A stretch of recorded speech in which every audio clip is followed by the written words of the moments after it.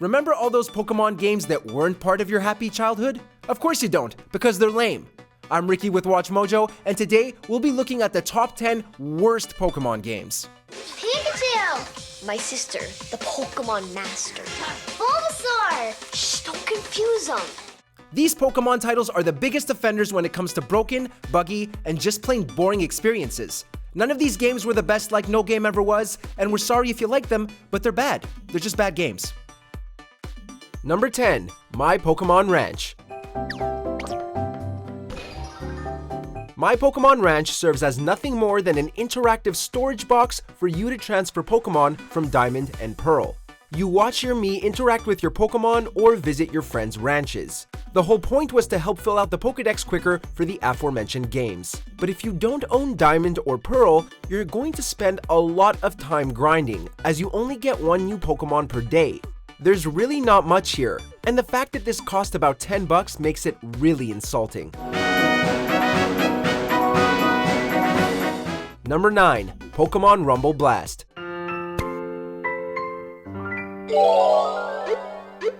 The Pokemon Rumble games aren't exactly terrible, but they certainly aren't for everybody, let alone hardcore Pokemon fans. It's an action beat-em-up series that features basic combat and simple controls. However, Blast is proof that that spin-off series is quickly becoming tiresome. The combat is incredibly tedious, and despite having tons of Pokemon to collect, there still isn't enough content to keep us busy. All you do is enter a level, bring the smackdown, and repeat.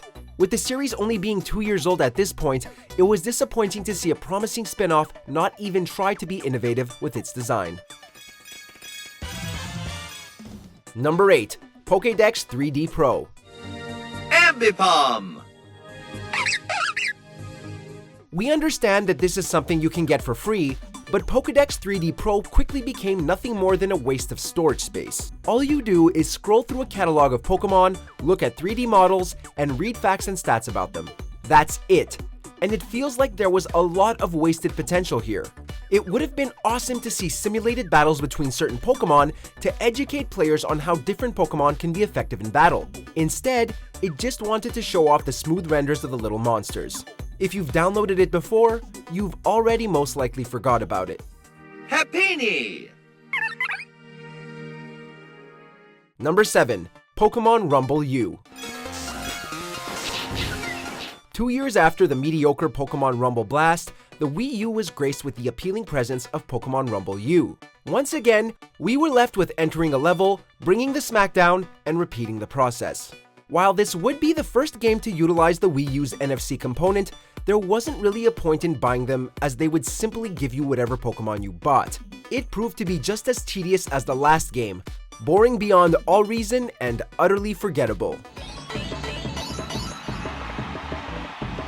Number 6. Pokemon Battle Revolution. Here we go. The battle is about to begin.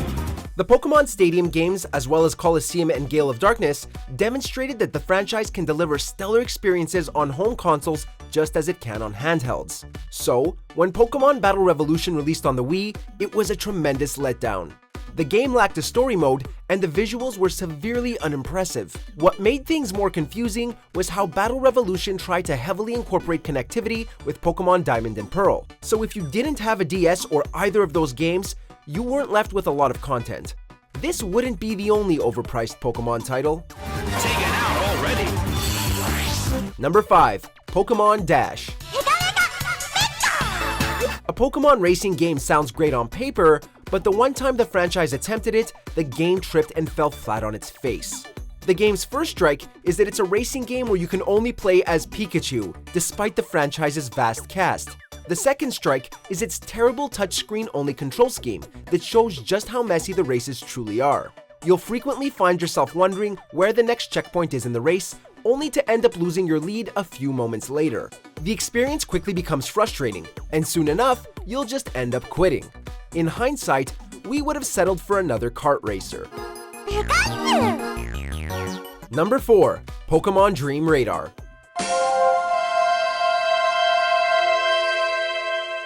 In Pokemon Dream Radar, players use the 3DS's camera to break apart dream clouds in order to find and capture Pokemon. Yeah, even by Pokemon standards, this concept doesn't make much sense. Zap clouds so you can zap Pokemon? Ignoring the bizarre idea, Dream Radar isn't just a bad Pokemon game, it's one of the worst 3DS titles to date. Even for $3, it isn't worth the amount of boredom and fatigue that quickly sets in. Besides, there's already an augmented reality game that came with your 3DS for free, Face Raiders. Remember? Number 3. Pokemon Shuffle. The Pokemon franchise has seen some decent puzzle games. However, this free-to-play title is not one of them. Players must match at least 3 Pokemon to pull off various combos and increase their score and capture Pokemon. Unfortunately, you'll quickly feel cheated out of moves, and its reliance on microtransactions and wait timers makes the game irritating.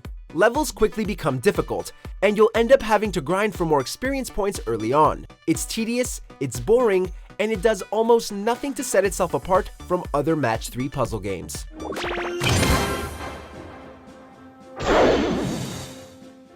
Number 2. Hey You Pikachu. What? I'm talking to Pikachu, my new best friend. One of the selling points of Hey You Pikachu was that you could talk to Pikachu. If only it was as enjoyable as it sounds. Using the microphone package with the game, players must command Pikachu to do different things, such as fishing or collecting food, or yelling obscenities at your screen because the yellow rat won't listen. Yes, the game's main attraction is its biggest flaw. If you somehow manage to beat the game, and you must be a very patient person for doing so, your special reward is an extensive cutscene of Pikachu just wandering around. What a monumental waste of time. Number 1. Pokemon Channel. Can we even call this a game? Pokemon Channel isn't what you may think it is. No, you're not running your own TV network for Pokemon, and it's not even an adventure game. Your job is to sit there and watch TV with Pikachu, and nothing else. You can watch episodes of the anime, or some of the awkward skits, like Meowth doing news reports and Slowpoke's weather forecast. There's just nothing for players to do, which makes it so hard to justify its $50 price tag. Seriously, it's baffling. Do you agree with our picks? Check out these other great clips from WatchMojo, and be sure to subscribe and ring the bell to be notified about our latest videos.